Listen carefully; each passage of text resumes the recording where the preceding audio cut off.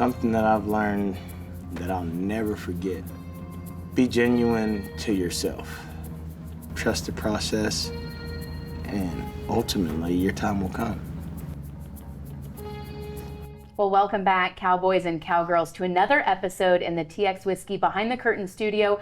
My name is Chelsea Sutton, and I am so excited to be joined here with Casey Hinton, iconic trainer and rider in the industry, three-time competitor. This will be his third year here at the Run for a Million, and what a story we have for you today.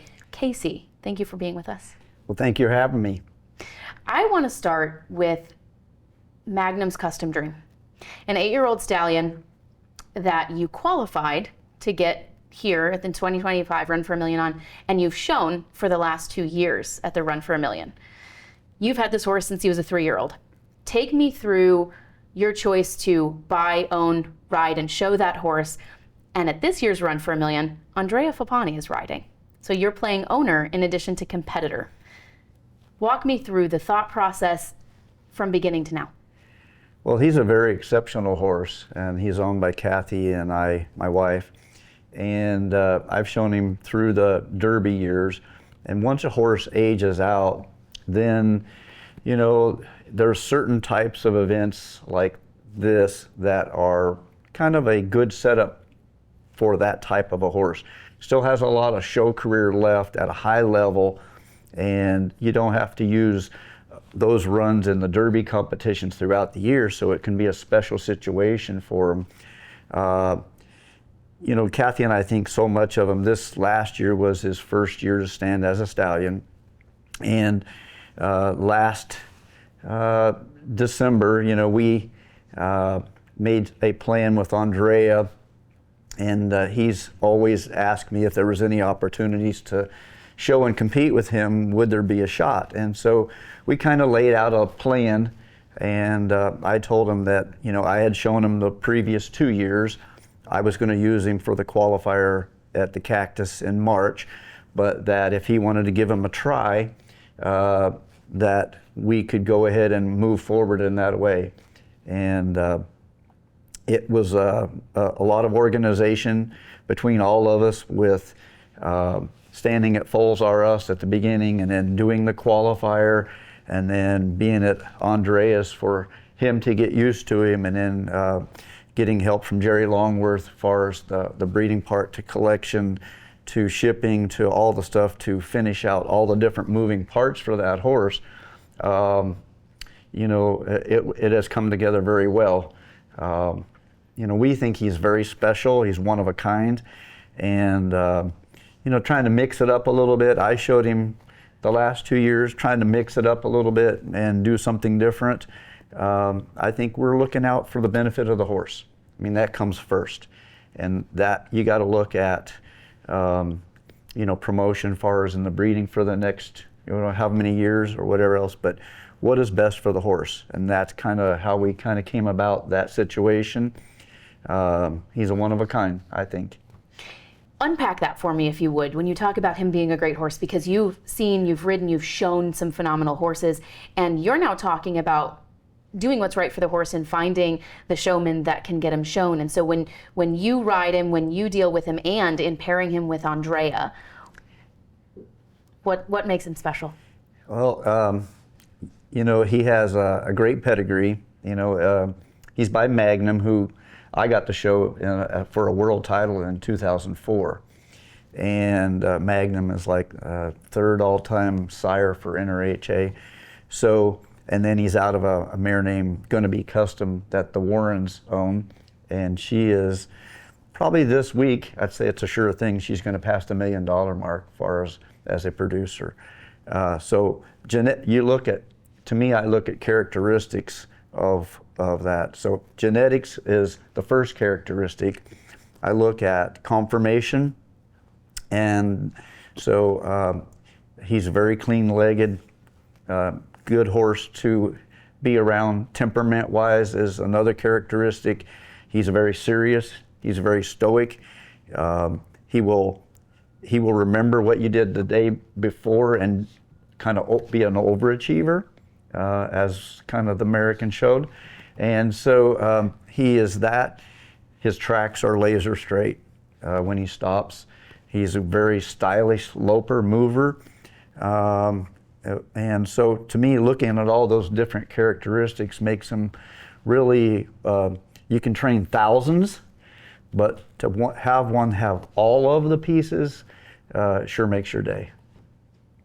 Well said, and I appreciate you talking about a few of those things, because that gives all of us something to look for when we're watching him in the arena and Andrea's showing. I also want to talk about the business of this engagement, because while I don't want to get into the dollars and cents, you guys all do this for a living. You know, all of the riders in the competition this year are professionals, and when you talk about making some of the decisions you've made, purchasing a horse, deciding to keep and breed a horse, showing a horse, dollars and cents matters. It costs to do these things. You're obviously running for a lot of money here at the Run for a Million and many other competitions. So when it comes to making decisions on, do we stand him this year when there are great competitions ahead, having a rider like Andrea ride him, what are the things that you're going through as an owner that you have to think about differently when you might be just the showman? Yeah, you know, he's 8 years old, and it was his first breeding season. And so a lot of times horses, because maybe they had a great futurity or they had something, they get a little earlier start. But for us, you know, we wanted to make sure that he had a chance to have a great show career, to prove himself first. And, you know, I showed him the first 2 years here, and I think that you got to look out for what's best for the horse. So for me, mixing the formula and mixing the recipe to kind of put a different rider in there to kind of like showcase some of those things, I think it's good to mix it up. And you don't look at it as a selfish thing, you look at it as a business situation, because that reflects, you know, the way we believe about the horse, and that belief, you know, has to go through for other people to him to have a successful breeding season. Another well said answer, and I could ask you 10 more questions, and for the sake of your time and mine, I won't in this interview. Let's talk about the horse you are showing here at the 2025 Run for a Million. We've seen you on Mega Mag before, but talk me through the decision both to choose Mega Mag as well as your evaluation of what the right horse is for you to show in this environment, because this is a different environment than other everyday horse shows. It is it's one of the most special nights as a competitor, you know. It is by far probably the loudest, but looking at the Saturday night reining futurity finals night and this, they're probably the two that you would look at pinnacles, you know, for excitement wise. This one, where the setup is one horse, one rider. There's 16, but you only get one shot. And so, it's like a one run, one shot competition, and the feel is different. You know, it's really different. So Mega Mag is a horse that we've had ever since he was 2. We bought him from the Warrens in Colorado also. I showed him as a futurity horse, then showed him through the Derby years. After he aged out, our non-pro Nancy Moxley has purchased him. She ended up showing him the last 2 or 3 years. She was reserve non-pro world champion NRHA last year with him. This year, because of the arrangement we had with Andrea, I visited with her about the possibility of maybe him being ready for this. So she has not shown him this year, not practice. She's let us have the practice and the preparation it takes to get to that level all year long.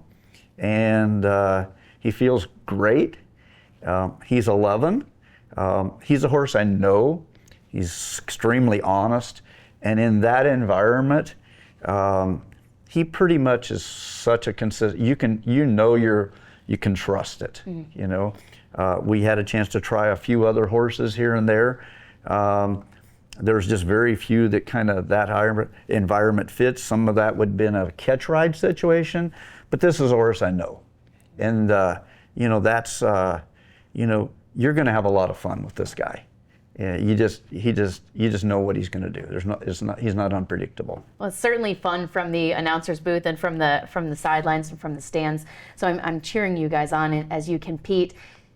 Share your show strategy, if you would, because again, you've shown this horse before and he is predictable, but you don't get a lot of time in the arena before you get to go show, and the ground has changed a few times over by the time we get to Saturday's competition and having cow horse and cutting competition in the ring. What are those components in your prep strategy look like? Well, I think the ground this year is probably the best. It's a different type of sand this year. It's quite a bit softer. It's not quite as grittier with the granite mix that the West has out here. So it's quite a bit softer, it's nicer. I don't think there'll be quite as much change. In the past, the change from Friday night cow horse to Saturday night reining, it was deeper, it was a difference. This year, I'm not looking for it to be as different because I think the ground can cow horse the way it is without changing it as much. So I'm not looking for that to be as different. Strategy-wise, I think that, I've been over trier my whole life. So staying out of my own way takes maybe experience, time-wise. So I think as I'm older, I'm better at staying out of my own way. So, practicing and staying with what habits you want your horse to have and how you want to practice and when you want to practice and all that stuff. I think you get better at trusting yourself the more experience you have. So you're maybe don't use them up, stopping too much or turning too much or doing too much. I think you trust yourself more, and especially with a horse like him, I think both of that combination, I think it's good for Saturday. You mentioned, the wisdom learned in your years, and in the last 3 years, you've been the oldest competitor here at the Run for a Million. When you think about the wisdom gained over not only those 3 competitions, but your many years showing, riding, coaching, training, etc., if you were talking to yourself 20, 30 years ago, and you said, hey, younger Casey, the Run for a Million's coming. This is how you get prepared for it. What advice would you give yourself? 20, 30 years ago, I think I got in my own way sometimes by trying too hard. And that's just, I was the shortest basketball player and I wanted to play. So I learned how to try hard.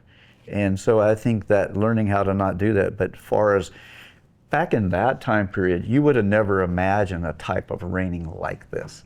This is a worldwide impact reining. What Taylor's done for us in this, it'll be viewed all over the world, and people watch it means very seriously, and it's just a stage like no other.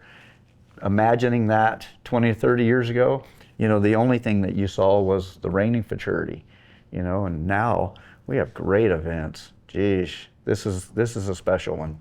Very much so. We'll wrap up by saying this. I know you need to get back to the barns and have a lot of preparation to do. But in the same vein of thinking, I got to grow up watching you show and hearing about even your years before I started to hit the reining scene. And as I talked to a few people, I know that you've known my dad for many years. And I remember as a kid listening to him talk about you as a horseman and as a trainer. And he specifically talked about stalling beside you at the Congress and learning some of the things from both talking to you as well as watching you over the years. And I think there are many hundreds, maybe if not thousands in the industry that would probably have a similar story, and they might just change the name of the barn aisle, right? Or change the name of the horse show. But back in those days, 30 years ago, trainers would drive 2,000 miles for a $2,000 bronze. Talk a little bit about, the evolution to get here. We've talked about that, but what this is going to mean for the next 5 to 10 years of reining and where we're going as an industry. Well, back at that time period, when you talk about why people would drive 2,000 miles for a $2,000 reining, okay? Back in that time period, the reining futurity was the major event, which still is today. It's the cog that turns the wheel. But after that, most of the time the horses, there weren't derbies. So the next thing would be trying to chase winning world titles. And so that, then when the derbies started with, the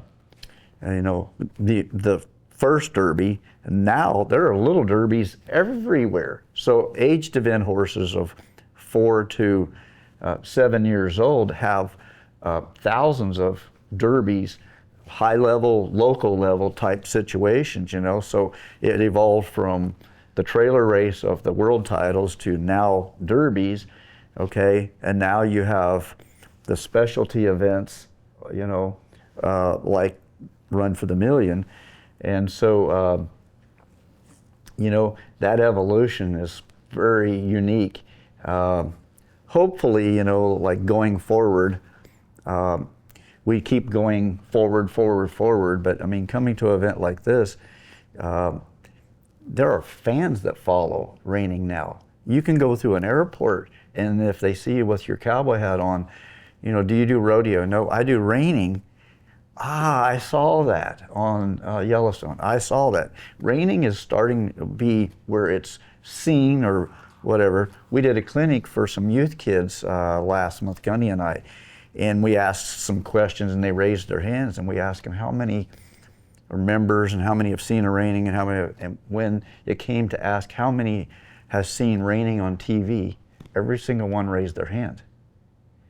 So if you look from that evolution of showing for a 2000 to the derbies to this kind of worldwide event to seeing it on TV, it's pretty exciting, the world of reining.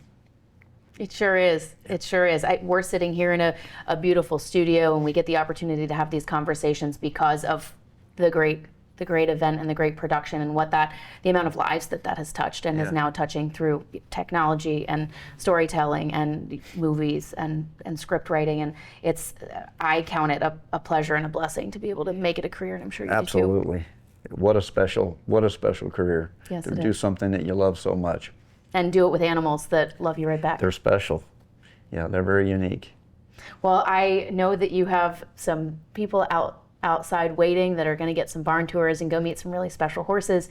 I know that you've got horses to prep and get ready for with a great week ahead. So I appreciate you joining us here in the studio. Casey, I am wishing you all the best of luck both as a competitor and an owner. And we will see you guys next time on another episode in the TX Whiskey Behind the Curtain studio.